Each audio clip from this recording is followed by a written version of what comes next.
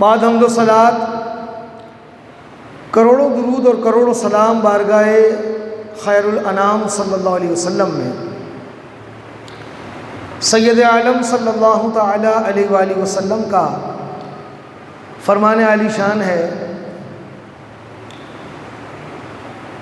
حدیث پاک کا خلاصہ ہے کہ تمام دنوں کا سردار جمعہ ہے، اس دن مجھ پر درود پاک کی کثرت کرو۔ پڑھی اللہم صلی علی سیدنا مولانا محمد معدن الجود والکرم والی وآلہ وسلم صلاۃ و سلاما علیک یا رسول اللہ۔ اللہ رب العزت قرآن مجید فرقان حمید میں ارشاد فرماتا ہے سورہ نساء، فَانْكِحُوا مَا طَابَ لَكُمْ، فرمایا کہ نکاح کرو ما طاب لکم، جو تمہیں خوش آئیں، یعنی جو تمہیں پسند ہو، من النساء، عورتوں سے، مثنی و ثلاثہ و رباع، دو دو، تین تین اور چار چار، فَإِنْ خِفْتُمْ أَلَّا تَعْدِلُوا، اور اگر یہ خوف ہو کہ انصاف نہ کر سکو گے، فواحدہ، تو ایک سے۔ اس آیت مقدسہ میں اللہ رب العزت فرماتا ہے کہ فَانْكِحُوا مَا طَابَ لَكُمْ، جو تمہیں اچھی لگے نکاح کرو۔ یہاں پہ صاحب حیثیت اور تمام ازواج کے اگر حقوق ادا کر سکے تو ایسے لوگوں کے فرمایا لوگوں کے بارے میں کہ وہ دو دو، تین تین اور چار چار کریں، اور اگر یہ خوف ہو کہ وہ حقوق ادا نہیں کر سکیں گے تو پھر فرمایا کہ فواحدہ، پھر ایک سے کریں۔ آج کا ہمارا عنوان یہی ہے کہ شادی اور رسومات، یہ بات انتہائی ضروری ہے کہ ہم نکاح کو آسان کریں۔ ہمارے ہاں شادی بیاہ کو اتنا مشکل کر دیا ہے کہ جب تک کئی لاکھ روپے نہ ہوں ہم شادی کے بارے میں سوچتے بھی نہیں ہیں، اور یہی وجہ ہے کہ معاشرے میں بگاڑ اور برائی کی جو ایک بہت بڑی وجہ ہے کہ وقت پر بچوں اور بچیوں کی شادی نہ کرنا، اور سب سے زیادہ اس میں بگاڑ کی وجہ کیا ہے؟ کمپٹیشن، کہ فلاں نے اتنا اہتمام کیا،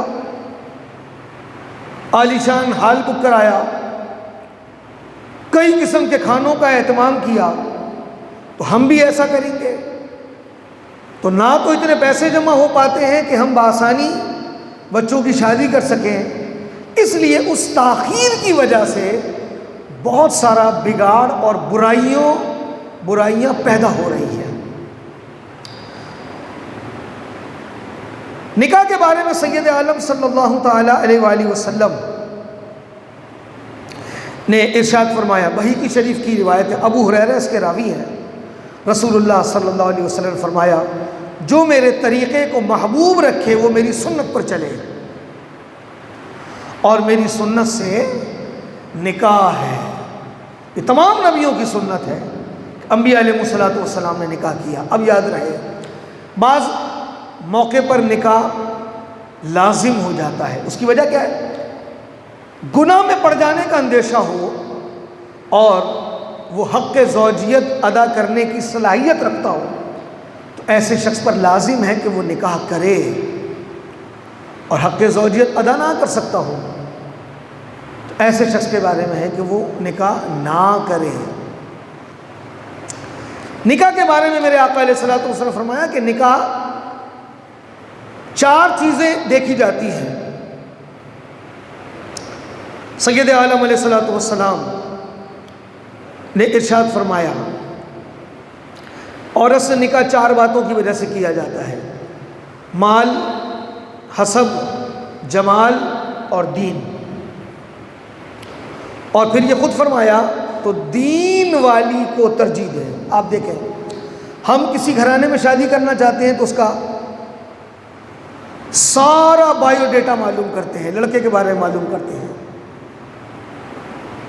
حسب کیا ہے، نسب کیا ہے، خاندان کیا ہے، کیا کماتا ہے،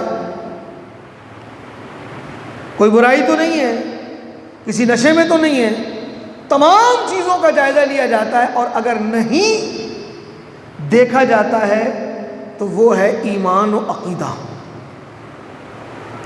ایمان کیا ہے اس کا، اللہ رسول کے بارے میں اس کا عقیدہ کیا ہے۔ بد عقیدہ گھرانوں میں نکاح کر دیتے ہیں اور کہتے کیا ہے، ہم تو بہو لا رہے ہیں، جیسا ہمارا ماحول ہے وہ ایڈجسٹ ہو جائے گی، نہیں ہوتی۔ یاد رہے ان سے جو اللہ اولاد ہوگی نا پیدا کرے گا۔ بعض رشتے ایسے ہوتے ہیں جو بہت کلوز ہوتے ہیں، جیسے خالہ ہے، ماموں ہے، نانا نانی ہے، ان سے بچے بہت کلوز ہوتے ہیں۔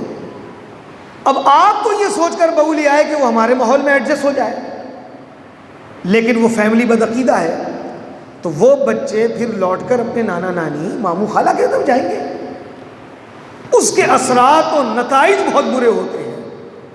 پھر آہستہ آہستہ وہ عقائد و باطل نظریات سرائیت کرتے ہیں، بندہ بدعقیدہ ہو جاتا ہے۔ تو سید عالم علیہ السلام فرما رہے ہیں کہ 4 چیزوں کی وجہ سے نکاح کیا جاتا ہے۔ مال کی وجہ سے، اچھے گھرانے میں بیٹی دیں گے، مالدار ہو، صاحب حیثیت ہو، بہو لائیں گے تو بڑا خاندان ہو، بڑا گاؤں ہو، مال زیادہ ملے، تو یہ دیکھا جاتا ہے۔ اور دوسری چیز کیا دیکھی جاتی ہے، حسب۔ حسب نسب کیا ہے، بھئی خان ہے، صدیقی ہے، ہاشمی ہے، سید ہے، نسب کو دیکھا جاتا ہے۔ جبکہ ہمارے مذہب میں تقوی و پرہیزگاری اصل چیز ہے۔ حسب نسب ایک اہمیت رکھتا ہے، لیکن اللہ کے نزدیک جو ہے وہ کیا ہے، پرہیزگاری اور تقوی اصل چیز ہے۔ ایک بات۔ تیسری چیز جمال دیکھا جاتا ہے کہ بہت خوبصورت ہو، جبکہ 4 دن کی چاندنی پھر اندھیری رات۔ جمال بالآخر ختم ہو جاتا ہے، حسن ختم ہو جاتا ہے۔ تو فرمایا مال دیکھا جائے گا، حسب دیکھا جائے گا، جمال دیکھا جائے گا، اور چوتھی چیز دین۔ دین جو اصل چیز ہے۔ پھر میرے آقا نے فرمایا اور تو دین والی کو ترجیح دے۔ ماں اگر دیندار ہے تو بچوں کی تربیت اچھی ہوگی۔ ماں اگر واٹس ایپ اور فیس بک والی ہے تو وہ بچوں کو کیا تربیت دے گی؟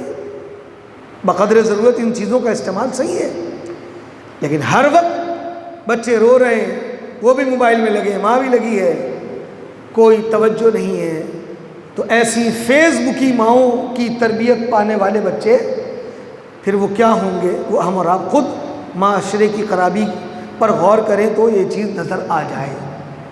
تو دینداری ہو، دین کو ترجیح دی جائے۔ اب آپ دیکھیں، یہ تو تھا میرے آقا علیہ الصلوۃ والسلام نے قبل از وقت ہمیں بتا دیا کہ ہمیں کیا چیز دیکھنا چاہیے اور کیا چیزیں ہم دیکھتے ہیں۔ اب رسومات پر آ جائیں، سب سے پہلے آ جائیں منگنی پر۔ ہمارے ہاں اچھا منگنی کی شرعی حیثیت کیا ہے؟ علماء فرماتے ہیں کہ منگنی جائز ہے اگر اس میں غیر شرعی رسومات نہ ہو، غیر شرعی معاملات نہ ہو، گانے باجے نہ ہو، بے پردگی نہ ہو، بے حیائی نہ ہو، تو منگنی اہل علم کہتے ہیں کہ یہ وعدہ نکاح ہے، ایک وعدہ ہے کہ ایک دوسرے سے منسوب کر دیا جاتا ہے۔ لیکن یہ یاد رہے یہ وعدہ نکاح ہے، نکاح نہیں ہے۔ نکاح ہو تو نامحرم محرم بن جائے، لیکن ہمارے یہاں خرابی یہ ہے کہ منگنی کے بعد کھلی آزادی دے دی جاتی ہے، گھومے پھرے، ایک دوسرے سے فون پہ باتیں ہوتی ہیں، یہ حرام ہونا چاہیے۔ یہ بھی یاد رہے منگنی ہو گئی، لڑکا اپنی منگیتر کو لے کے گھوم رہا پھر رہا ہے، ارے بہت اچھا لڑکا ہے، تو اگر اچھا ہے تو پھر انتظار کیسا، نکاح کیوں نہیں کر دیتے؟ اچھا ہے تو وعدہ نکاح کیوں، نکاح کر دو تاکہ وہ اس کی بیوی ہو جائے، ان کا ملنا جلنا بات کرنا جائز ہو جائے۔ یہ بہت بڑی خرابی ہوتی ہے کہ منگنی کے بعد یاد رہے کہ منگنی سے وہ محرم نامحرم ہی رہے گی، صرف منگنی سے وہ اس کی بیوی نہیں ہوگی، اب بھی وہ نامحرم ہے۔ یہ ناجائز خرافات ہے۔ ہاں ہمارے یہاں ایک رسم ہوتی ہے انگوٹھیوں کا تبادلہ، لڑکا لڑکی کو لڑکی لڑکے کو پہناتے ہیں، یہ بھی ناجائز و حرام ہے۔ ہاں اگر لڑکے کی ماں یا بہن اس لڑکی کو جا کے انگوٹھی پہنا ہے تو جائز ہے۔ ان چیزوں کا خیال رکھنا چاہیے، شادی کو آسان کریں۔ شادی بیاہ میں جو مشکلات ہیں اس میں غیر ضروری رسومات ہیں۔ ابھی شادی نہیں ہوئی، ابھی صرف کیا ہے جی بات پکی ہو رہی ہے تو ایک بہت بڑی دعوت کا اہتمام ہے۔ ابھی شادی نہیں ہوئی، کیا ہے جی مہندی کی رسم ہے، پیلے ٹینٹ، پیلی کرسیاں، اور اگر فلاں گھرانے نے اپنے خاندان میں پیلے کپڑوں کا اہتمام کیا ہے تو وہ ڈیمانڈ ہوتی ہے کہ تمام خاندان کی بچیوں کے پیلے کپڑے۔ یہ بات یاد رہے، یہ جو پیلے پیلی چیزیں ہیں نا، یہ آپ نے گیندے کا پھول دیکھا ہوگا جو پیلا ہوتا ہے، زرد ہوتا ہے، اور یہ رنگ اور یہ پھول ہندوؤں کا مذہبی رنگ اور پھول ہے۔ انڈیا سے آتے ہوئے یہ غیر ضروری رسم ہمارے اور یہ پیلے پیلے کام ہمارے حوالے کر دیے۔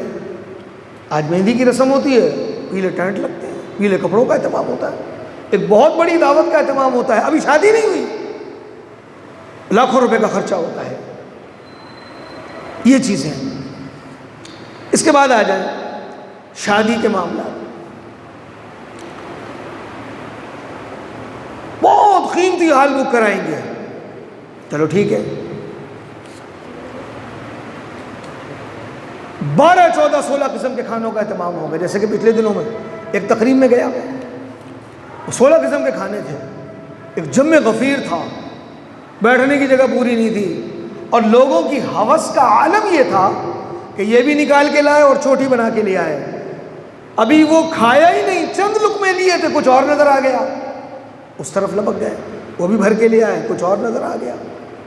یہ ضرور ہے کہ اہتمام کرنے والے کی نیت اچھی بھی ہو سکتی ہے کہ 10 قسم کے 12 16 قسم کے کھانے کر دیے جائیں، جس کے جو مزاج میں آئے وہ کھائے بآسانی۔ کوئی چکن نہیں کھاتا تو بیف کھائے، کوئی بیف نقصان کرتا ہے تو مٹن کھائے، ٹھیک ہے اہتمام کر۔ لیکن ہمارے یہاں ہوس کا عالم یہ ہے کہ وہ بہت سارا نکال لیا جاتا ہے، اس کو چھوڑ دیتے ہیں۔ میں ایک مرتبہ بچے اسکول پڑھتے تھے، حالوں کی طرف سے گزرا، رزق کی بے حرمتی کتنی کی جاتی ہے، تو ایسا لگتا تھا کہ آدھی دیگ کھانا جو ہے وہ فٹ پاتھ پہ ڈال دیا گیا۔ چلو دیگ کا کھانا نہیں ہوگا، بچا ہوا پلیٹوں کا ہوگا، کتنا کھانا وہ۔ بارش ہو رہی تھی اور کچرا چننے والے بچے اس کو کھا رہے تھے، ہم نے اس رزق کو ضائع کر دیا۔ بے برکتی اور تنگی کا ایک بہت بڑا سبب یہی ہے کہ ہم کھانے کو ضائع کرتے ہیں۔ حوث یہ بھی کھا لیں وہ بھی کھا لیں، آتا پیٹ میں اتنا ہی ہے جتنی ہماری معدے کا برتن ہے۔